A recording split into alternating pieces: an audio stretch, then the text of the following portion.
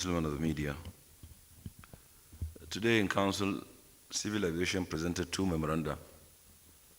The first one is approval for the award of contract for the provision of automated civil aviation regulatory equipment, including software support and training, which will be located in Nnamdi Azikiwe International Airport.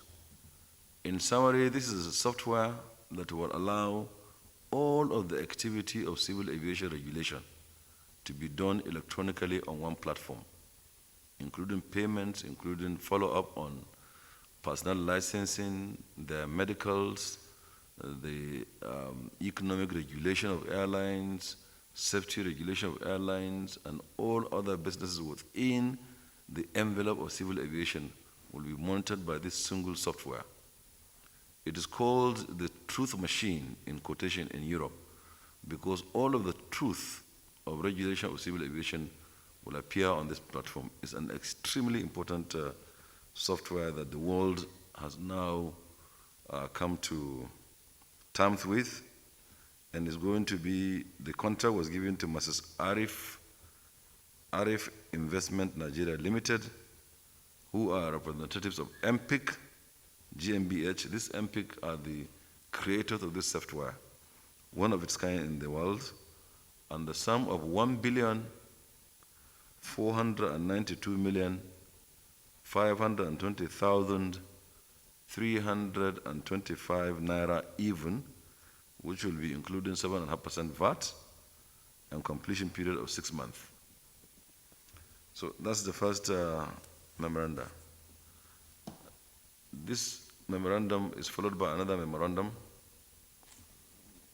So that has been approved, and this one also is approval of the outline business case for the establishment of the national carrier. And this is the 6th time that the memorandum appeared before Council, and 6th time got lucky to be passed by Council. The very quick, maybe perhaps structure of the proposed airline, government will be owning not more than 5%. Not more than 5%, below 5%. So 5% is the maximum equity the government will take. Then 46% will be owned by Nigerian entrepreneurs, 46%. So if you add that, it's 51%. So 51% majority shareholding by Nigerians. And then 49% will be held by strategic equity partner or partners that will be sourced during the procurement phase, which is the next phase. This airline, if started and within the first few years, will generate about 70,000 jobs. These 70,000 jobs, they are higher than the total number of civil servants that we have in the country.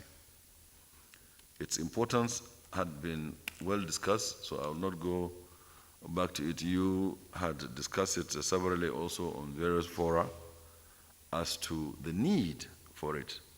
But one important item is the AU Agenda 2063, which speaks to integration of Africa, which speaks to the commerce and trade within Africa, that is intra-Africa, and to which also another flagship project of AU Agenda 2063 called the Single African Air Transport Market, SATEM.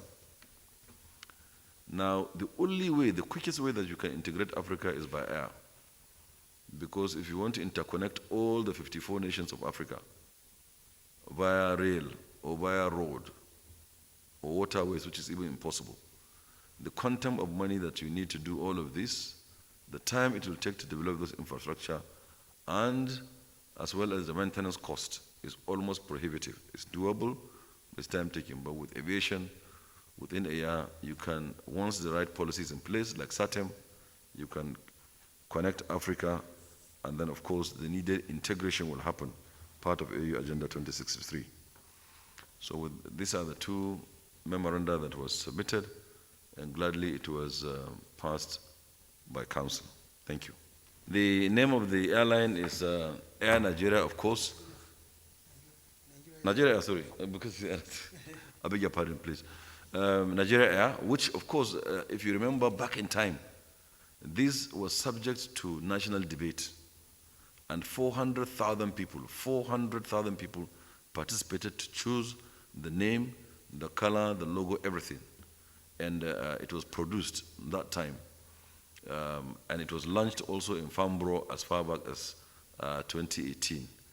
So the business case is a public document. It will be on our website. You can download it and we can give you copies. And this airline would pick up and start, by God's grace, on or before April 2022. Thank you very much. Very much indeed. The question that was asked whether the 49% of the airline, whether I am considering or whether we are considering to give it to international airlines. Perhaps you missed it. We said the 49% is reserved for strategic equity partner or partners, and that included foreign airlines, international airlines, and so on. Those partners, they could be also financial institutions. So it's left. Once we go to the market, we would pick the best in accordance with our laws. And then the question to April's start date. I'm sure the question should have been whether it is sacrosanct. Well, what is in the business case is that the airline will pick up at that period, April 2022, if all things go equal. Since it's an outline of the business, we'll follow the outline of the business. It's our hope and desire that it starts on that April. It can't be sacrosanct because it's dependent upon other factors, since we are going to market right away. Thank you very much.